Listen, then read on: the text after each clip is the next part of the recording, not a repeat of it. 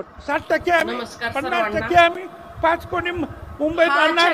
काय म्हणतोय बघा मराठ्यांबद्दल. 15,000 माणसं आणली आणि सरकारने जरा नरमाईनं घेतलं म्हणून तुमची दादागिरी झाली. जर पोलिसांना सांगितलं असतं ना यांना जरा बरोबर कामाला लावा तर एक रात्र थांबायला पाहिजे होतो. एक रात्र सगळा रस्ता तर पोलिसांनी मुंबईच्या साफ करून टाकला होता. आणि हे कोण होते हो? मराठा समाजाचे लोक नाहीत, मराठा समाजाला विरोध नाहीत. हे फक्त त्याचे दारूवाले वाळू चोर यांनी आणलेले लोक. ए छगण्या, ही दारुडी कुणाची आहे ती बघ तू जरा डोळं फाडून. सुई सुई सुई सुई सुई सुई सुई सुई सुसाट वारा सुटलाय रे, ओबीसीचा लढा हा पेटलाय रे दादा, सुसाट वारा सुटलाय रे, ओबीसीचा लढा हा पेटलाय रे दादा, सुसाट वारा सुटलाय रे. छगन भुजबळ, तू एका संविधानिक पदावर असताना शपथ घेतलेली आहे की मी कुठल्याही व्यक्तीबद्दल आकस बाळगणार नाही, कुठल्याही व्यक्तीचा द्वेष करणार नाही.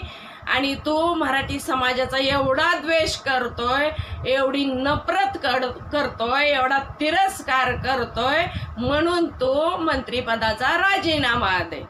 अरे तू काही ओबीसी साठी लढतोय का? तू तुझ्या समाजासाठी लढतोय आणि तू फक्त दिशाभूल लोकांची करतोय की मी ओबीसी साठी लढतोय म्हणून. तर तुला तुझ्या समाजासाठी लढायचंय ना तर तू बिनकुशाल लढू शकतो, पण तू मंत्रिपदाचा राजीनामा दे आणि मग तुला काय बोंबलायचं ती बोंबल.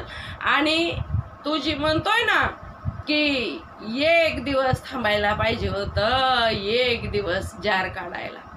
होय छगन, एक दिवस थांबायला पाहिजे होतं रे. आम्ही पण तीच वाट बघत होतो.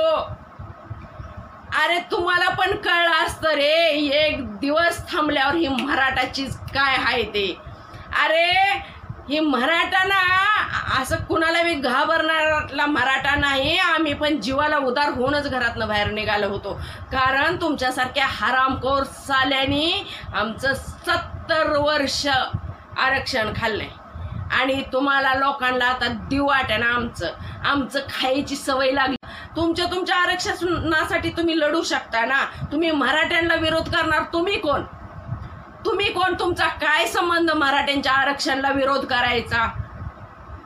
तुमचा काय संबंध आरक्षणाला विरोध करायचा?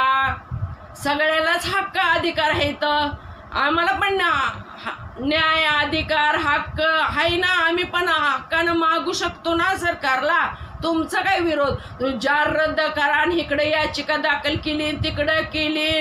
नाही जर जार रद्द केला तर आम्ही असं करून तसं करू. अरे तुम्हाला काय करायचं ते करा, नाही तर मसनच जावा तुम्ही.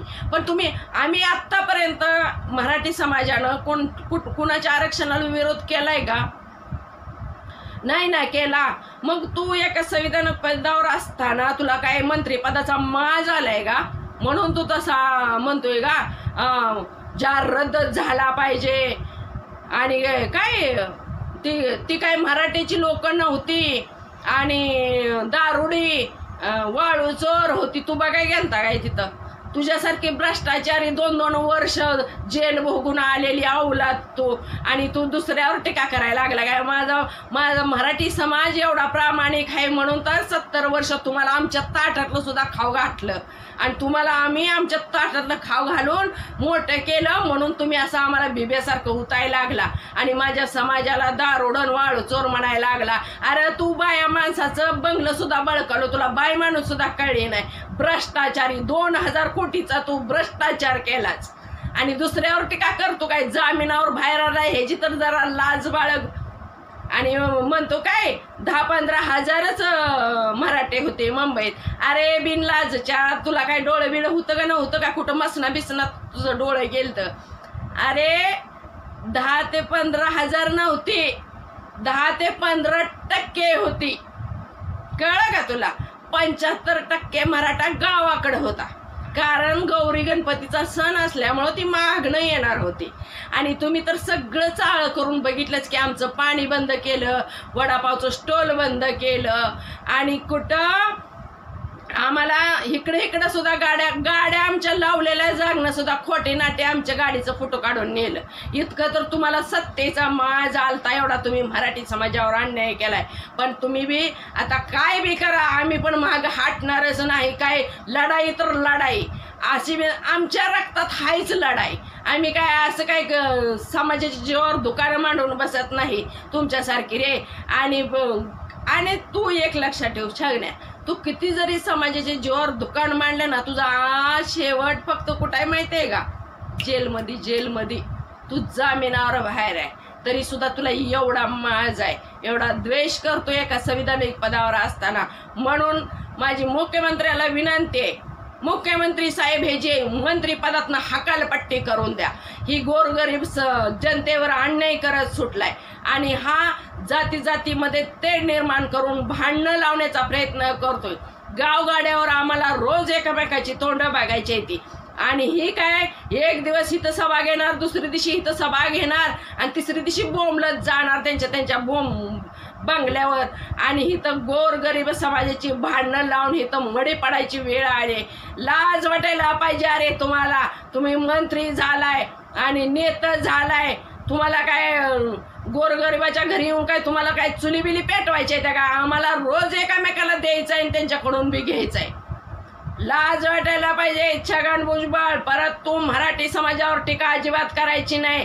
अरे तुला कुठला अधिकार आहे मराठी समाजाला विरोध करायचा? कुठला अधिकार आहे? सगळ्यालाच अधिकार आहे. तर आम्ही न्याय हक्क मागायचं सगळ्यालाच अधिकार आहे. आम्ही मागणार आमचा न्याय हक्क. तुमच्यासारख्या चोरट्यांना आमचं आजपर्यंत खायचं माहिती होतं फक्त, म्हणून तुम्हाला आत्ता आमचं आरक्षण देऊ वाटेना. आणि काय बोंबलता रे 17 वेळा? तुम्ही आता आमच्या ओबीसीत आला, तुम्ही आता काय पाटील राहिला नाही की म्हण? अरे नालायक भाड्यानो.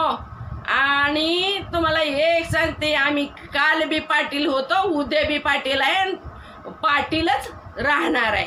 कारण ओबीसी जात नाही, ओबीसी प्रवर्ग आहे. कळलं का तुला? आणि परत पाटील ह्या नावावर चर्चा करायची नाही, लक्षात ठेव छगन भुजबळ. आणि तुम्ही लोक ना जरा पोलीस प्रोटेक्शन बाजूला ठेवा आणि तुझ्या उरावर येऊन दाखवलो म्हणा. तुम्हाला लय माज आहे ना? होय, दिल तर तुला कुठे दादाने चॅलेंज बीड जिल्ह्यामध्ये येऊन दे. कारण तू एका संविधानिक पदावर असल्यामुळं तू तुझ्या जातीसाठीच फक्त लढतोय. तर असं कुठल्याही तू मराठ्यांचा द्वेष करतोय, असं कुठल्याही व्यक्तीचा किंवा समाजाचा द्वेष करता येत नाही. म्हणून काळकोटी दादांचं म्हणणं असं होतं की तू मंत्रिपदाचा राजीनामा दे आणि तुला कुठं सभा घ्यायचे तिथं घे. तू काय म्हणतो? मी आज बीडमधनं बोलतोय, त्या काळकुट्यानं मला चॅलेंज दिलतं.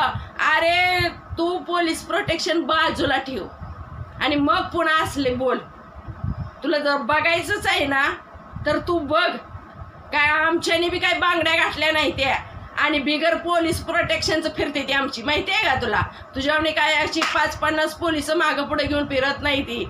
आणि पुन्हा असं कुणाला हिनवल्याने बोलत बी नाही ती. तुम्हाला पोलीस प्रोटेक्शन दिलंय म्हणून तर तुम्ही असं हिनवल्यासारखं बोलता. लायकीत राहा, लायकीत.